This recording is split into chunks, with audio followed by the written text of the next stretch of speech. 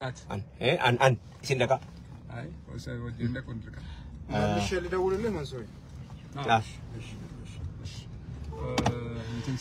السلام عليكم ورحمة الله وبركاته دعوة توتا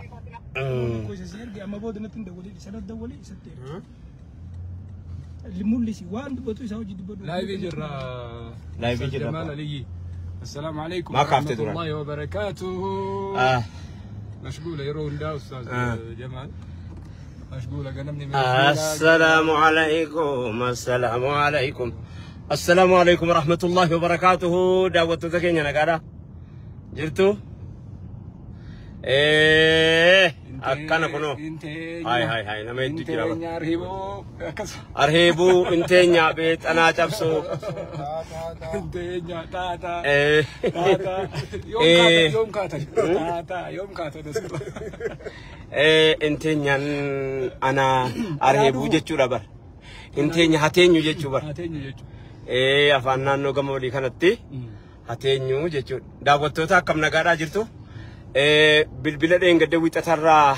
hanga jumaa isiniin bana jedheen ture karaarra jirra mallee kanaafanin banini kanaafanin isiniin qajeelchini nan qajeelchamu amma galee inshallah rabbi jedhe amma galuutti dhiyaanneerra saddeetirra kudhan sitti mijjatu kudhan irraa kudha lama si mijjata akkana asrii salattee si mijjata malee akkana karaa soo deemnu akkamitti sittu karaa deemuun nutti baay'ateennaan bilbila isinii kaahuu dhabne bilbilaan akkanuu agartanii wanjiru wajjijjiirra nuna muhamma gumaata saamma gumisa godhatu gochura meesu bi amma jeta wadimma amma laal wonni sinadinu beeku qabdan Dr. Zararam Abarra Tasfa galatom ulfaadho kallatti isaatiini yeroo rakkoo nam tolcheetii fi rakkoo uumamaatiin hawaasni rakkataa jiru keessa kana keessa birrii kuma dhibbaa fi kaleessa maxxansee jira online irratti maxxansee jira page irratti yeroo kanaatti yeroo wal qaqqabanu amma qarshii tokko jetteen ifatin tokkoonuma kan keetiyyuu nama keerraa guyyaa 10 fa'i waaga uumara doolaarii tokkoon kan kee yookaan riyaalii tokkoon kee kanaaf warra biyya alaa qofatu hin ta'in warra biyya keessaas saanoo qofaa miti namicha abbaa faabirikaa shaashamannee qofaa miti isin warri faabirikaa qabdanu nama baay'ee jira nama baay'ee jirtan yeroo ammaa kana keessa naannoon dhihaa Oromiyaa naannoo Wallaggaa rakkoo inni keessa jiru rabbumaan qofa beeka burwaan jennu hin qabnu gaafa biyyi nagaa ta'ee gaafa dubbiin bakka itti deebi'ee akka kanatti nafu akka booratetti nafu hin calalaa gaafa inni calale burwaan jennu hin qabnu hin qaanfachuu teenya gaafa niyyuu sana maanatti hin birmanneeni inuma jirti eega waan boriin oolle kana maal jennaani dhugaatti utuu sila haadha kee ta'e irraa naftu isiin rakkattee ala jirtu sun kan manneen irratti akka malle ta'e sun kan baatee ilmoo wajjiniin karaara jirtu suni utuu sila haadha manaa keetii taate akkam taata utuu sila abbaa kee ta'e akkam taata jaarsi manguddoon karaara deemu suni waa'ee dhiya Wallagga waa'ee dhiya Oromiyaati rakkoo nam tolchee jira akkuma dheengaddama rakkoon baalee jiru rakkoo nam tolcheeti rakkoo uumamaatii miti rooba argataniiru garuu hadda faca'ee haddan margu haddan margu nyaatuma yeroo ittiin facaaftu qofittiidha kanatti barbaaddu cinaaksan mayyuu fi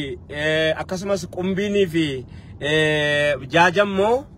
rakkoo uumamaati dheengaddas walitti haasofneerra akkuma dheengadda walitti haasofnee jirru hawaasa keenya yeroo nama dhaqqabanu yeroo kana akka hawaasa keessan of dhaqqabuu jedhama kun wal dhaqqabuu illee jedhamu of dhaqqabuu jedhama maaliif jennaani akka uummanni keenya itti jiru warri walakkaa warra daarii jiruuf hin beeku warri daarii jiru moo warra walakkaatii waliin beeku nu jalaa rakkate yeroodhaaf nu jalaa rakkate malee akka rakkateetti nafu rakkatamee keessa ba'ama hin dabarfatamas ammoo sammuu maaliitu ciisee namaa rafaa yeroo isin rakkoo hongeetiin utuu saba kana hunda qabdu saba bal'aa kana saba Afrikaa nyaachisuu danda'u wallahi waan isin dhibu dachiin dhiyaa Harargee keessaa eega jaaroo abboonnaatii ka'e hamma dhaqee Gaadulloo bakka jedhamu Harargee keessaa ga'utti lafa magarroo takkaa takkitti hin jirre kiiloomeetirii meeqaatama kan silaa waa irra faca'u kan silaa waa irra faca'u nama Oromiyaa guutuu nyaachisuu danda'utu lafti lafa jira. Naannoo Araddaa Daaroo Labuutii ka'ee naannoo Miliqaayetii ka'ee hamma dhaqee Daaroo Abboonnaa Baalee ga'utti jechuudha gara kanaan laga shananiiti. Booydoo babbaxxee kana wal qabatee rimeetti kana hunda wal qabatee hamma dhaqee dhiyaa Harargee Baalee gahutti hededa Baaleetiif hededa Arsii hamma Diksiisitti lafti jiru lafa ajaa'ibaati. Garuu hongeedhaan yeroo baay'ee nu jalaa miidhamu jarri kun naannoon kun immoo lafti bal'aadha. Lafti waan gakkennan ol kenna hongeedhaan yeroo baay'ee nu jalaa miidhamu. Yeroo hundallee dhimma kadhaa qofa gadi sin baasaa hin jedhini. Dhimmi kadhaa kun gaaf tokko nurra dhaabbachuu isaan mala. Amma yoomitti anyaadhee inni sun agabuu bulee akkamitti naa rafama laata akkamitti namaa ciifama laata akkamitti namaa aara galfama laata jechuutu waanuma egaa harka baran kajeelan jetti Oromoon harka baran beela'an illee jetti. Kana jennaani hawaasa keenya kabajamaa warri Ameerikaanii warri sii komandoo galatoomaa ulfaadhaa ergaanis waa'ee baasaa bishaanii irratti taa'aa jirtan hundisaatu namuu akka sheer walii gootanu waan sii komandoon hojjetaa jiru sana gumaata biyyaati akka sii komandootti yeroo hojjetu biyya hundaaf hojjete Wallaggaaf hojjete rakkoo naannoo Harargeetti godhaa jiruuf hojjete naannoo adda addaatiif hojjete sii komandoo yeroo jedhamu sii komandoo akkama baraatti wajjin jira malee wamma walitti jiru waa godha. Hawaasa naannoo Finilaandii kan kallattii karaa Dr. Zalaalam nu ga'e yeroo gabaabaa keessa kan biraas dhaqqabsiifna naan jedhanii jiranii nama keenya baay'atee jennaan isinitti baay'ifne nus nama keenyatu baay'ate akkuma lafti keenya bal'aa nama keenya nutti baay'atee jennaanii jara keenya Walloo rakkoo isaa arguu hin dhabne akkatti gargaaruu dhabne malee Walloo karaa keessa dabarfatanii dhaqan qaba jara keenya kanas nu hubadhaa. Walloon gaafuma tokko gaafa inni nu himate kiisii hamma kana hin jenne kaffaluudhaa ta'aa jirra. Kaasa amma kana hin jenne dhiifama gaafachuun qofti kan nama nuuf oolchine rakkoo Walloo rakkoon keessattuu naannoo Harxummaatii fi Daawwee fi Jiilletti yeroo darbe keessa ba'anii rakkoo nam tolcheetiin jechuudha. Waan dhiifama qofittiidhaan nama of oolchu ta'uu rabbitu beeka. Ijoolleen naannoo sana egaa gizi yeroo biraa dubbanna waa'ee sana inshallah rabbi jira rabbiin warra ga'ee dubbatu illee nu haa taasisu hawaasa keenya kabajama waan nu gootan ilaa naannoo sadii Harargeen kun bal'aadha dhiyaa fi baha naannoo Humbannaa akkuma kana rakkoo jira naannoo Humbannaa keessa immoo naannoo Ituu akkasumas kun Jaaja Mayyuu Cinaaksen hundi gammoojjiidha beekaa Qumbii kun hundi gammoojjiidha gammoojjii hama silaa Jaajallee gammoojjii miti garuu bara kana roobatutti gu'e roobni namarraa gu'a eega kana ta'e immoo yeroo wal bira dhaabbannu keessa jirra dur wal bira dhaabbanna barreen gaddaas bara kaanis dhufan jarri kadhataa nuun jechuun nabdanu jedha hawaasuma keessa nyaachifadhaa malee kadhataa miti waan kadhataadha achiis nuun jedhaa yoo barbaadda rakkoon qabnu. Egaa namni hammuma qabu warra haa qabu yeroo ammaa kana keessaa wallahi namni dheengaddaa Baalee dhaqee haadha ilmoo harma goggogaa hoosiftu namni ijaan arge akkatti rafee buluun qabu bagan naqee arge immoo maaliif jennaan cinaachi kan kuu gartokkeen fayyaan qabu eega sanaas akkatti fayyaana qabaatu sin qabu hamma inni bakkatti deebi'ee lafa ofiitti deebi'ee quphatee akka kootiitti ilmoo dhaasaatiif ilmoo koo jedhee waamee wal jalaa uwwaatutti akka itti cinaachi tokko na rafuu hin qabu na ciisus hin qabu bagan naqee arge immoo warri hireen isinii tole warri magaalaa kana sooreyyiin magaalaa kana warri nu beeytan nuun waa'in keenyaa isin dhibu dhaqaatii ilaalaa dhaqaatii argaa yeroo isin agartan isinii gala warri dhiyaa Harargee warri gamaa olii gamaa Harargee naannoo gaarii jirtanu warra naannoo gaarii hin jirre kanaaf amaanaa isiniin jedhaa nus hamma dandeenyu sochii jalqabneerra yeroo gabaabaa keessatti torbee kana keessa hojjennee xumurree afran qalloo dhaynee ijaan agarree waan agarre immoo isin agarsiisuu teenya asirratti dabalata Jamaal yoo qabaatte.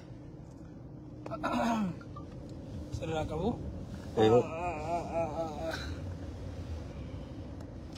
Doktora Jiraami Nadira. Assalamu alaikum warahmatullahi wabarakatuh. Daawwattoota keenya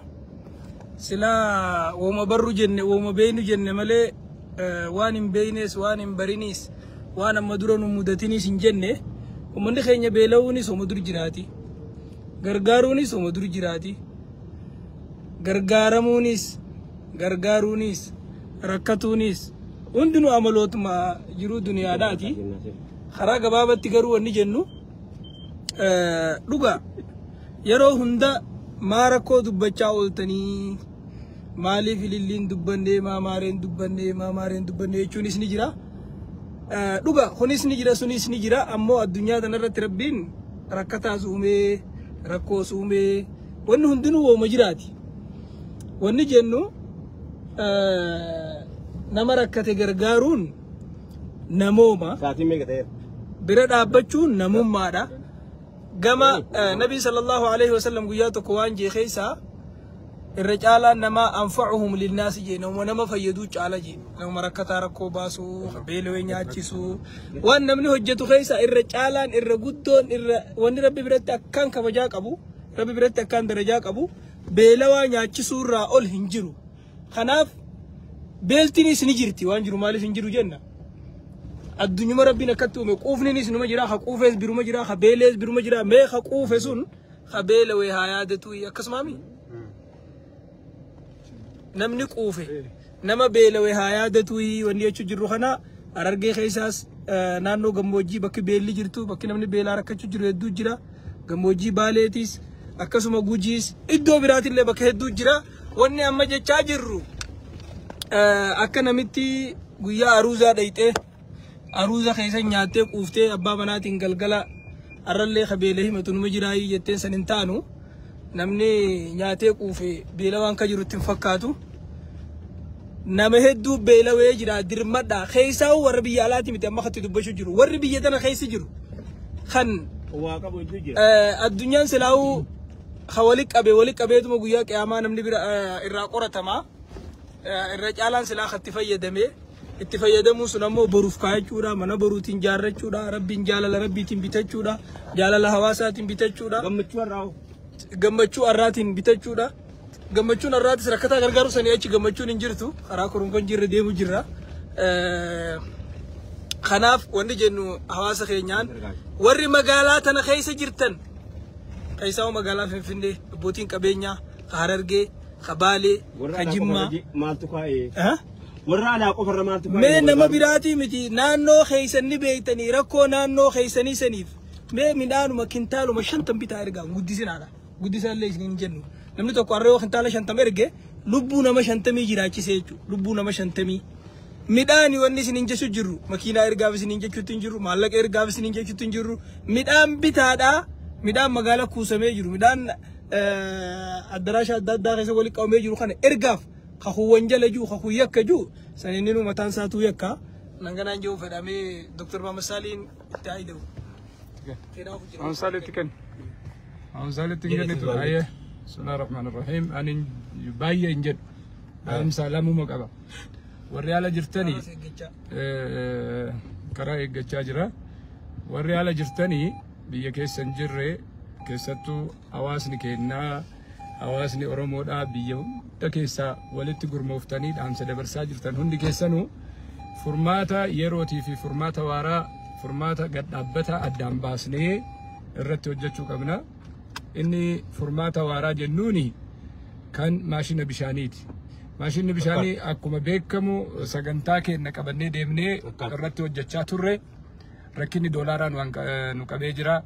Maashinni keenya doolaara 380 hanga Jibuutii ga'utti biyya keessa doolaarri hin jiru baankilee jiran hundaayyuu dhadhaa jirra.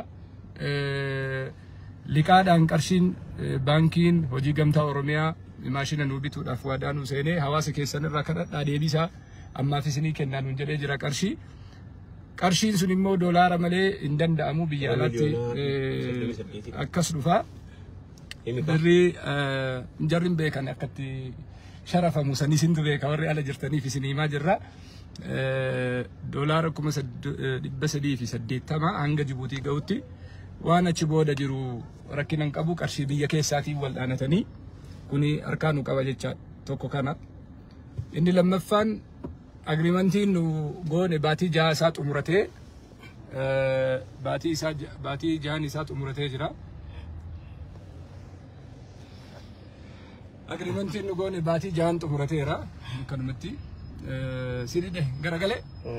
waan kee jalqabe waan isaa jalqabe bakka bifa haaraan seentu malee mobaayila raayyaati. Mobaayila raayyaa gaafa gadi ol gargalchan yoo ol gargalchan afaan namaan beeku afaan namaan beeku. Ayyee.